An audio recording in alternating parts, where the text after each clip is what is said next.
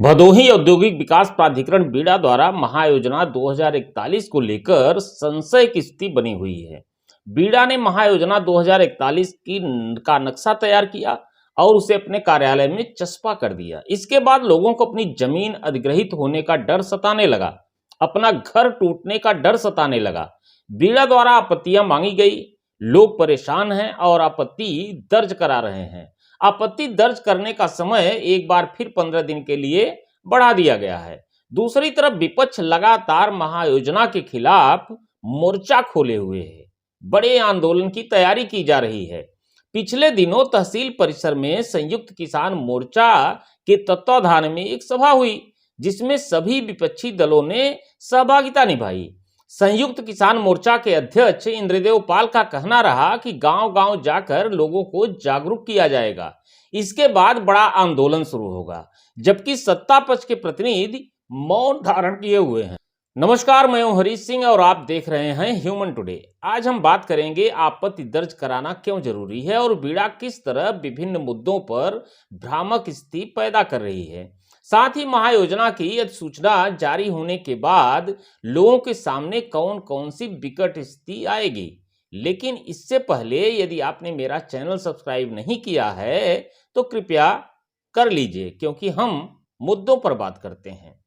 कल एक सज्जन मिले, मैंने पूछा कि आपने आपत्ति दर्ज कराई कि नहीं, तो बोले मुझे कोई नोटिस नहीं मिली है, जब नोटिस मिलेगी तो देखा जाएगा। तो मैं आपको बता दूं कि बीड़ा ने नक्शा बनाकर अपने ऑफिस में लगा दिया है। अब आपका काम है कि नक्शे का अवलोकन करें और आपको आपत्ति नजर आती है तो दर्ज कराएं।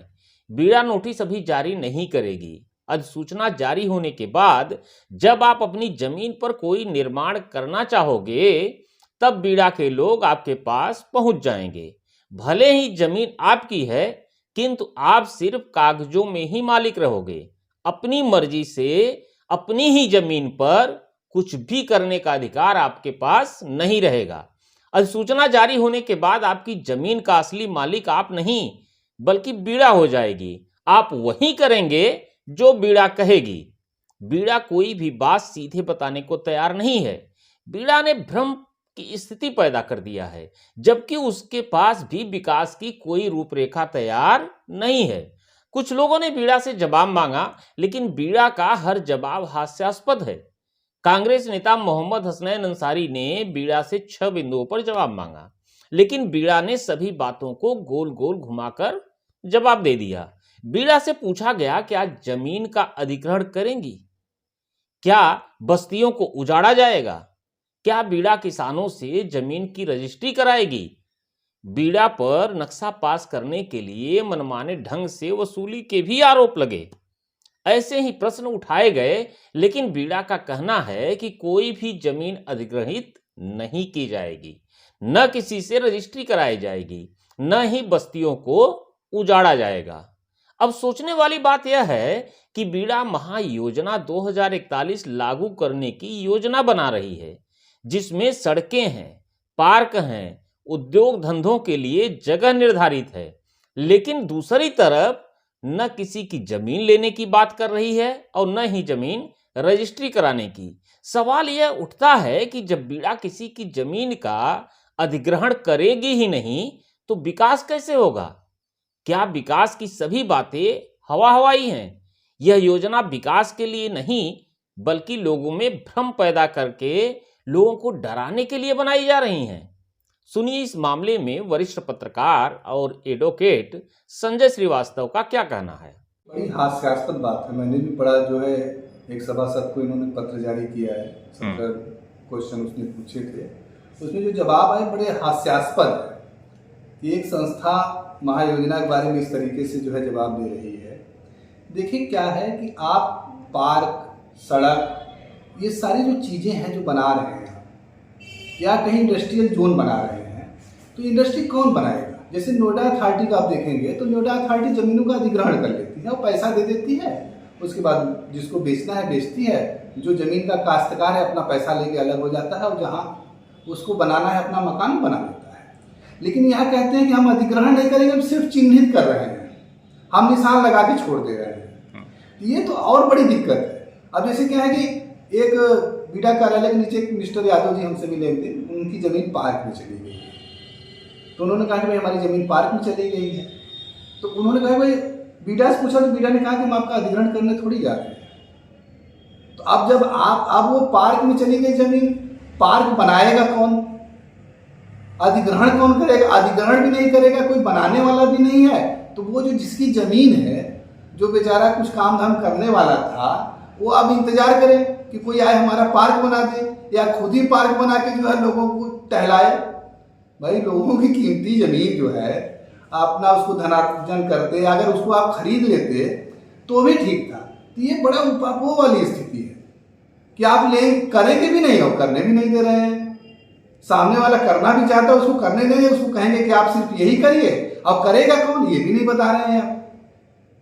ये पार्क बनाने वाला, उसकी ज़मीन खरीद लीजिए, अधिग्रहण कर लीजिए, वो अपना जाके दूसरी जगह जो करना होगा करेगा पैसा लेके। तो ये तो बड़ा मतलब अगर आप सोचिए जो डीप में जाके, तो एक अजीब टाइप की जो ज़मीन मालिक है अगर वो सोचे तो उसको तो उसकी नींद उड़ जाएगी जो है। आपने सुना, सोचिए कैसी महायोजना है। एक तरफ बीड़ा कहती है कि हम जमीनों को अधिग्रहण नहीं करेंगे, जमीन खरीदेंगे भी नहीं, फिर आप विकास कैसे करोगे? यदि कोई संस्था अपनी बातों को स्पष्ट रूप से नहीं कह पा रही है, तो इसका मतलब है कि उसकी आड़ में अपने लाभ के लिए किसी बड़े एजेंडे को छुपाए हुए है, किसी बड़े एजेंडे पे काम कर रही है। महायोजना की आड़ में किसानों को धोखा देने की योजना बीड़ा बनाकर बैठी है। 8 किलोमीटर के क्षेत्र में आने वाली जमीनों को सिर्फ चिन्हित करके छोड़ दे रही है।